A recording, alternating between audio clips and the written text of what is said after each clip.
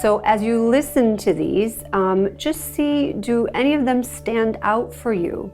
If perhaps you're experiencing some of these now, or maybe even in the past. Sometimes we retrospectively look back and we say, oh wow, I realize now that that point in my life when I was sort of tired all the time, I was actually grieving. And those connections are very helpful for us.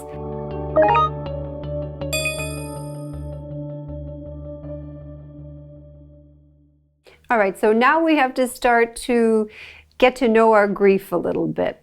Now with grief, there is a process and there are symptoms. Let's speak about the symptoms first.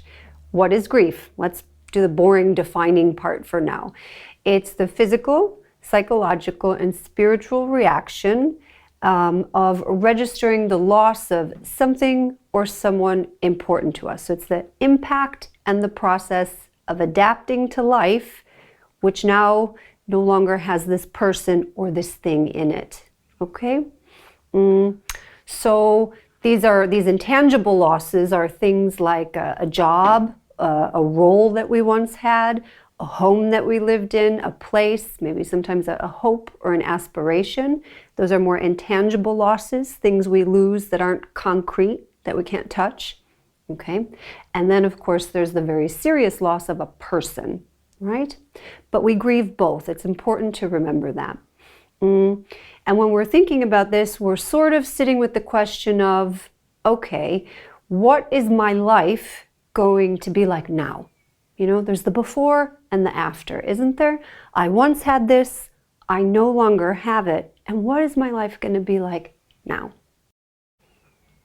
So first the symptoms, because we know that it's important to connect the symptoms to the grief experience. This really helps us to honor it.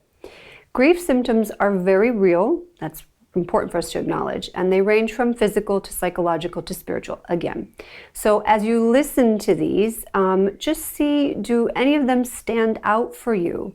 If perhaps you're experiencing some of these now, or maybe even in the past. Sometimes we retrospectively look back and we say, oh wow, I realize now that that point in my life when I was sort of tired all the time, I was actually grieving. And those connections are very helpful for us, So usually when we see a few of these symptoms popping up in the different areas, we know this is our grief experience, that, it's not something medical perhaps, or it's not sort of a mental health issue as such. We're grieving, that's all. What about those physical symptoms?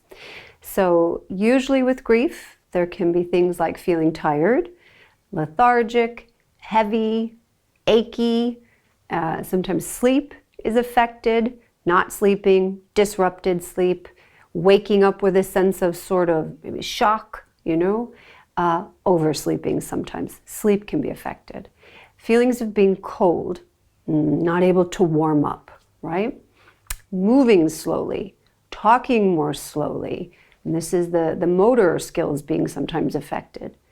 A very common one is a constriction or a tightness in the chest. Very common symptom of grief. Lowered immunity sometimes, getting sick a little bit more easily. Sometimes the pain threshold can feel that little bit lower. We're feeling those aches and pains that little bit more. Or sometimes we don't feel them at all. We're a bit numb. Some people have headaches. Very often children have headaches and stomach aches. They somatize a lot of their grief. Changes in appetite, inability to eat, forgetting to eat, comfort eating, eating a lot of unhealthy foods can range, If you notice a couple of these things, then it's really important to say, okay, that's actually part of my grief experience. This is sort of how it's impacting me physically. Psychological symptoms, so mental and emotional. Sometimes we might notice that we are going over and over details of a loss, particularly in the beginning, sort of a little bit of ruminating, thoughts going around in our head, going back to specific details. That's a common one. Forgetfulness, another common one. Distractedness, sometimes the inability to focus on tasks or conversations, losing track of time, very common.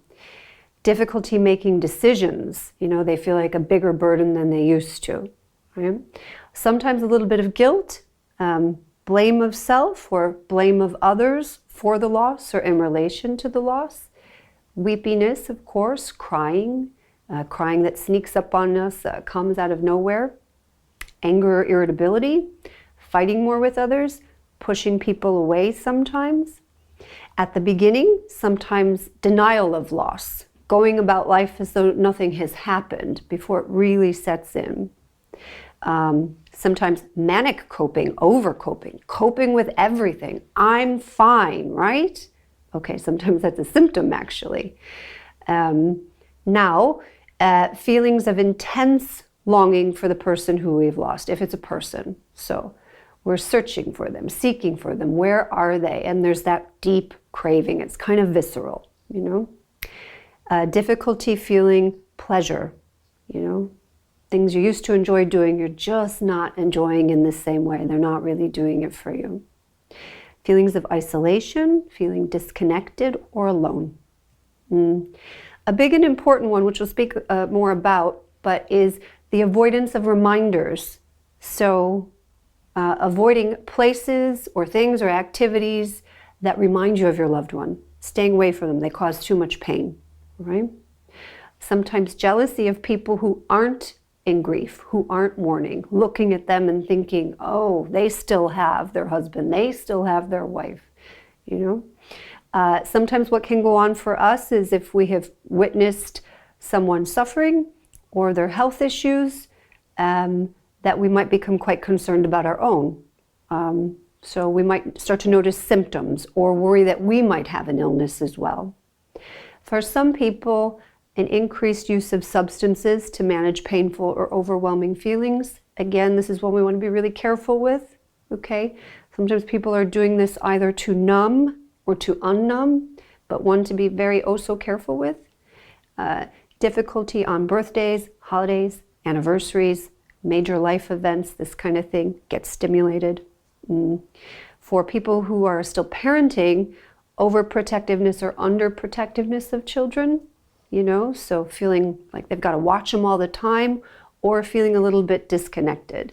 Sometimes when we get a little bit disconnected, we notice the kids start acting up a little. They try to access us, don't they? These are all part of the grief process, all very normal parts psychologically that emerge when we are contending with loss. Now, some of the spiritual symptoms, what do those look like? Okay, well, feelings of meaninglessness or pointlessness sometimes. What was the point of that suffering? What's the point of life? You know, we can kind of grapple with that a little bit. Feeling sometimes a bit hurt or angry or betrayed by God. Why did this have to happen to us? Why did this happen to me? Why? Right? Having difficulty trusting people sometimes. Having difficulty with forgiveness or with being forgiven. Sometimes a feeling of hopelessness or a little bit of bitterness. Sometimes taking a break or a pause on one's beliefs. So the things that used to console spiritually, for some reason they're not right now. We notice that we're pulled away a bit and we're not really engaging with them anymore. Sometimes a difficulty thinking about the future or presuming the future is going to somehow be negative. And these spiritual symptoms make sense, don't they? Because whenever we're coping with life and loss, we're asking those big questions. And I think it's very normal for us to feel like stuff doesn't make sense spiritually for a period of time.